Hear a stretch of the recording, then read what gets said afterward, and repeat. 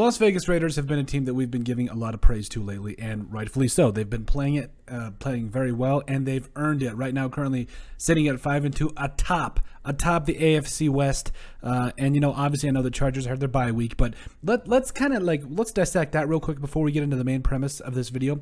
The Chargers go to play the Patriots next, and last time I checked, the Patriots are certainly no slouches, and it puts a lot of pressure on the Chargers to win this next week. And I know that the Raiders, you know, no win is easy in the NFL. We know that. But at the end of the day, it's a big win for the Raiders, especially in the way they did it. And now that the Raiders, I believe from my recollection, will go onto their bye week. It puts a lot of pressure onto the Chargers of what they need to do in order to continue to keep it rolling here. And so, but there's a lot to be impressed about with the Raiders, and especially what they've done this season. So, you know, as the Raiders head into their bye week, again, this puts a lot of pressure on the Chargers, who have to win against the Patriots in order to kind of keep things rolling here. But back to the main premise of this video.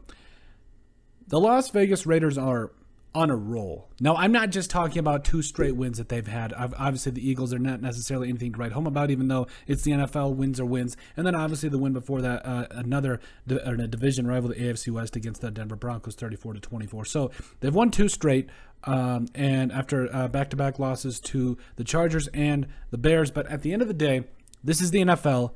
It's extremely difficult to get wins, and if you can get wins and string them together in a row, man, it's really tough. Now, I know that at the end of the day, there's teams that I feel like, you know, especially with how Rich Bisaccia, again, I hope I always say his name right, but you know, when you're coming in as the new interim head coach, you know, there's a lot of pressure on you, especially for a squad that was already 3-0 and then it was at 3-2, and clearly that Bears game was a huge distraction for everyone moving forward. But I'm not just talking about these 2 latest wins by the Raiders. I'm talking about if you watched the way they played against the Eagles. We know the Raiders can throw the football. We know that. That's one of the basic things. Derek Carr's a vastly underrated quarterback. You know, went 31 of 34. I mean, completed almost 80-90% of his passes for 323 yards, 2 touchdowns, and an interception. I'm talking about specifically what makes the Raiders so dangerous and keeps them rolling is their running game. If you watch that game, if you watch Kenyon Drake and Josh Jacobs, now, again, I think these 2 are really establishing the run. But even guys like Peyton Barber, who came in, had that 100-yard game you know, earlier in the year, and it really started to really come together for the Raiders. You know, it was, I think it was against the Dolphins, a 100-yard game against the Dolphins. But my point is this. When you have a team like this and the Raiders that can obviously pass the football, but they also have that added element of Kenyon Drake, who had 14 carries for 69 yards and a touchdown, and then also Josh Jacobs, 6 carries, 29 yards and a touchdown. Like, the goal isn't to run for 200 yards a game. The goal is to make the other team respect the fact that you can run the ball, and that's exactly what the Raiders are doing. So, in other words, they can pass the ball, they can run the ball, their defense is coming together. By the way, as a Vikings fan, I was really happy to see that Unique Ngakoue came away with a couple sacks. That was truly awesome. You also had Foster Moreau, who caught 6 passes for 60 yards and a touchdown, dragging people. I mean, I couldn't believe that back shoulder throw that Carr threw to him on that touchdown. That was a really nice play. You know, Hunter Renfrow got him on my fantasy team. I traded away. You know, I have to admit here, I made a boo-boo on my fantasy team. Now, I get at the end of the day that the Seahawks, you know, are a great team, but after they lost, or after I saw that the loss of Russell Wilson and what it could do, I traded away Tyler Lockett.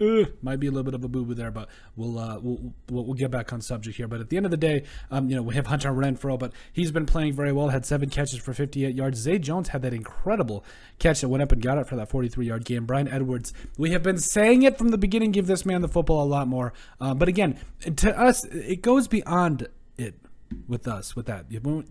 There's what we mean.